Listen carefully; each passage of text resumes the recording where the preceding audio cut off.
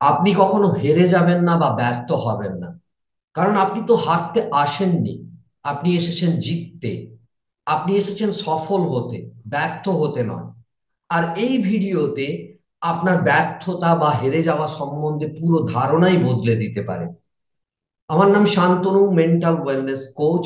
দীর্ঘ বেশ কয়েক বছর ধরে আমি সায়েন্স অফ মাইন্ড নিয়ে কাজ করছি।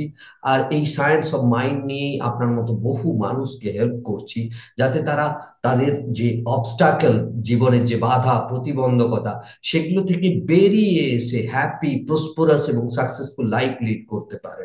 তো চলুন, এই ভিডিওতে আমি অত্যন্ত পাওয়ারফুল এক লার্নিং আপনাদের সাথে শেয়ার করি। একটা সুন্দর গল্পের মাধ্যমে আমি এই লার্নিং শেয়ার করব। একটা ফ্যামিলিতে যমজ ভাই ছিল। অল্প বয়সী ছেলে, 13-14 বছরের ছেলে, যমজ ভাই, টুইন সন্তান। তো তার মা বাবা তাদেরকে ইন্সপায়ার করতেন খেলাধুলো করার জন্য, এবং মা বাবা সব সময় তাদেরকে মাঠে যাওয়ার জন্য, স্টেডিয়ামে যাওয়ার জন্য, গিয়ে খেলার জন্য ইন্সপায়ার করতেন। তাদের জন্য বিভিন্ন ধরনের খেলার সরঞ্জাম আনতেন, বা তাদের যে পোশাক আশাক খেলাধুলো করার জন্য সেগুলো তারা প্রোভাইড করতেন। তো এই যমজ সন্তান তাদেরকে তার মা বাবা স্টেডিয়ামে বা মাঠের মধ্যে ছেড়ে দিয়ে আসতেন, যাতে তারা খেলাধুলোর সাথে যুক্ত হয়। প্রত্যেক দিন তারা তাদেরকে মাঠে নিয়ে যেতেন এবং সেখানে ছেড়ে দিয়ে আসতেন, যাতে তারা খেলাধুলো করে। এরকম তাদের মধ্যে যেটি বড় সন্তান, সে কিন্তু প্রত্যেক দিন মাঠে তার যথারীতি পোশাক পরে মাঠে প্র্যাকটিসে নামতো। প্রত্যেক দিন সে প্র্যাকটিস করত। কিন্তু আরেকজন, যেটি একটু সামান্য ছোট, কয়েক মিনিটের ছোট, সেই সন্তান, সে কিন্তু মাঠে নামতে চাইতো না, সাইড লাইনে বসে খেলা দেখতো, আবার খেলা শেষ হলে দাদার সাথে বাড়ি চলে আসতো। এইভাবে প্রত্যেক দিন চলতে থাকে। আর দাদাকে বলেছিল, তুই বলবি না মা বাবাকে যে আমি নামি না মাঠে, আমি খেলাধুলো করি না। তো দাদা যথারীতি বলে না। দাদা এইভাবে প্র্যাকটিস করতে থাকে দীর্ঘদিন ধরে। প্রত্যেক দিন মাঠে যায়, প্র্যাকটিস করতে থাকে। এবার একটা সময় কি হলো, একটা কম্পিটিশনে নাম দেয় দাদা। একটা কম্পিটিশনে নাম দেয় এবং সেই কম্পিটিশনে সে হেরে যায়। আর হেরে যাওয়ার সাথে সাথে তার ভাই তাকে ক্রিটিসাইজ করতে থাকে, তাকে বলতে থাকে যে তুই হেরে গেলি, তুই জিততে পারলি না। দাদার মনে খুব দুঃখ হয় যে আমি এত পরিশ্রম করি, আমি এত খেলাধুলো করি, আমি জিততে পারলাম না।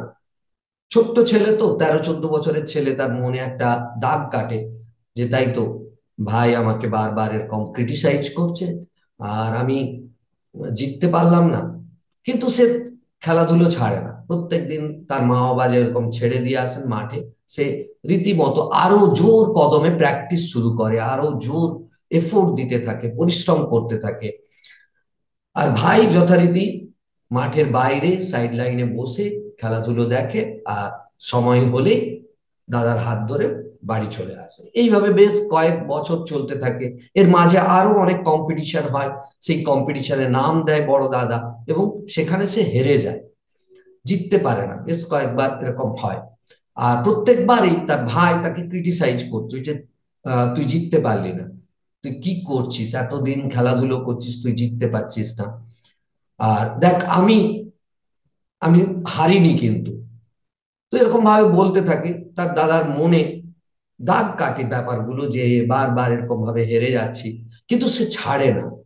সে আরো জোর কদমে পরিশ্রম করে। সে আরো বেশি ডিটারমাইন্ড থাকে ব্যাপারগুলো, যে আমাকে জিততেই হবে, ডিটারমাইন্ড হয়ে ওঠে। এই অপমান, এই ক্রিটিসাইজ থেকে আমাকে বেরোতেই হবে। সে আরো স্ট্রং একটা মেন্টালিটি নিয়ে প্রত্যেক দিন আরো বেশি করে কঠোর পরিশ্রম করতে থাকে, আরো বেশি টাইম, এফোর্ট দিতে থাকে। ভাইটি যথারীতি সাইড লাইনে দাঁড়িয়ে থাকে। তো এরপর 7-8 বছর পর, তারা যখন প্রায় 19-20 বছরের বয়স তাদের, সেই সময় বড় ভাইয়ের কাছে একটা সুযোগ আসে, বড় একটা প্ল্যাটফর্মে কম্পিটিশনে নাম দেওয়ার। তো সে সেই কম্পিটিশনে যায়, এবং সেই কম্পিটিশনে সে মানসিক এবং যথারীতি সারা এই এত বছর ধরে যে ফিজিক্যাল প্রিপারেশন নিয়েছে, সে সমস্ত কিছুকে উজাড় করে দেওয়ার প্রতিজ্ঞাবদ্ধ হয়। এবং সেই কম্পিটিশনে নামে, নেমে সে কম্পিটিশন জেতে। আর সেই কম্পিটিশন দেখতে তার মা বাবাও এসেছিলেন। তার মা বাবা তার ছোট ভাইকেও বলে যে তুই ও কম্পিটিশনে নাম দে, তুই এতদিন খেললি। তো তার ভাই বিভিন্ন এক্সকিউজ দেখায় যে আজকে আমি নামবো না, আজকে শরীর ভালো নেই, আমার পা ব্যথা, আমি নামতে পারবো না, আমি জিততে পারবো না, আজ আমি নামবো না। তো তার মা বাবা আর জেদাজেদি করেন না, বড় ভাই নাম দেয় এবং বড় ভাই সেই প্ল্যাটফর্মে জেতে। আর জেতার পর যথারীতি যা নিয়ম, রিওয়ার্ড দেওয়ার বা পুরস্কার দেওয়ার, বড় ভাই স্টেজে উঠে পুরস্কার নিতে ওঠে এবং সেখানে সে পুরস্কার যখন গ্রহণ করে তখন তার মা বাবার চোখ দিয়ে জল আসে, ছেলেটিরও চোখে জল চলে আসে, কারণ এতদিনের পরিশ্রম তার সফল হয়েছে।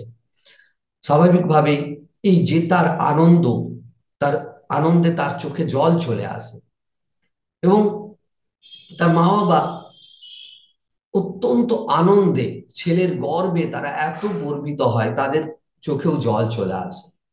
তো তাদের সাথেই ছোট ছেলেটিও ছিল। খানিকক্ষণ পরে তারা ছোট ছেলেটিকে দেখতে পায় না। তারপর যখন খোঁজাখুঁজি করে দেখে সামনে ছোট ছেলেটি কিছুটা দূরে অঝরে কেঁদে যাচ্ছে। আর তার দাদা অত্যন্ত গর্বের সাথে স্টেজ থেকে নেমে এসে তার ভাইকে জড়িয়ে ধরে, জড়িয়ে ধরে বলে যে কি ব্যাপার, তুই কাঁদছিস কেন? তার ভাই তখন তার দাদাকে বলে, আমি তোকে দীর্ঘদিন ক্রিটিসাইজ করে এসেছি, তুই যখন হারতি আমি তোকে ক্রিটিসাইজ করে এসেছি, তুই যখন বিফল হতি আমি তোকে ক্রিটিসাইজ করে এসেছি, কিন্তু সেই ক্রিটিসাইজ তোকে নয়, ক্রিটিসাইজ করতাম আমাকে। আমি সারা জীবনের জন্য ব্যর্থ হয়ে গেলাম, হেরে গেলাম। খালি তোর কাছেই নয়, আমি আমার জীবনের কাছে হেরে গেলাম, আমি তো আর এই দিনগুলো ফিরে পাবো না। আমি সেই নিজেকে কমফোর্ট জোনে রাখার জন্য দীর্ঘদিন সাইড লাইনে বসে থেকে খেলা দেখেছি, আর তোকে আমি ক্রিটিসাইজ করে গেছি, আর আজকে তার ফল পাচ্ছি। আর তুই এতদিন পরিশ্রম করে তোর স্ট্রং ডিটারমিনেশন, তোর হার্ড ওয়ার্ক, তোর কনসিস্টেন্সি, তোর এফোর্ট, টাইম, সবকিছু তুই আজকে রিওয়ার্ড পেয়েছিস। দেখ তোর জন্য প্রত্যেকে কিরকম ক্ল্যাপিং করছে, হাততালি দিচ্ছে, তোকে কত ভালো ভালো কমপ্লিমেন্ট দিচ্ছে, মা বাবা তোর জন্য আজকে গর্বিত। কিন্তু আমি আমি নিজেকে হেরে যাওয়ার ভয়ে মাঠে না নেমে কমফোর্ট জোনে রেখে আমি সারা জীবনের জন্য হেরে গেলাম, আমি সারা জীবনের জন্য ব্যর্থ হয়ে গেলাম। তো দেখুন, এই যে স্টোরি, এই স্টোরি থেকে গুরুত্বপূর্ণ লার্নিং পাবেন। ব্যর্থতা নয় বা হেরে যাওয়া নয়,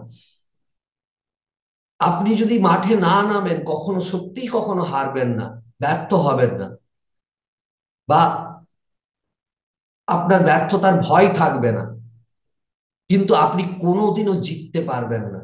জেতার জন্য চাই কনসিস্টেন্সি, জেতার জন্য চাই স্ট্রং মাইন্ডসেট, জেতার জন্য চাই ডিটারমিনেশন, স্ট্রং ডিটারমিনেশন, জেতার জন্য চাই হার্ড ওয়ার্কিং এর, জেতার জন্য চাই টাইম এফোর্ট ইনভেস্ট করার। আর এই সবগুলো যদি করেন তাহলে সত্যি আপনি কোনোদিনও হারবেন না, আপনি জিতবেন, আপনি বিফল হবেন না, আপনি সফল হবেনই। আশা করি এই ভিডিও আপনার জীবনে অত্যন্ত ভ্যালু অ্যাড করবে। যদি ভ্যালু অ্যাড করে থাকে অবশ্যই সাবস্ক্রাইব করবেন চ্যানেলটিকে, লাইক শেয়ার কমেন্ট করতে ভুলবেন না। ভালো থাকবেন, সুস্থ থাকবেন, দেখা হচ্ছে পরের ভিডিওতে।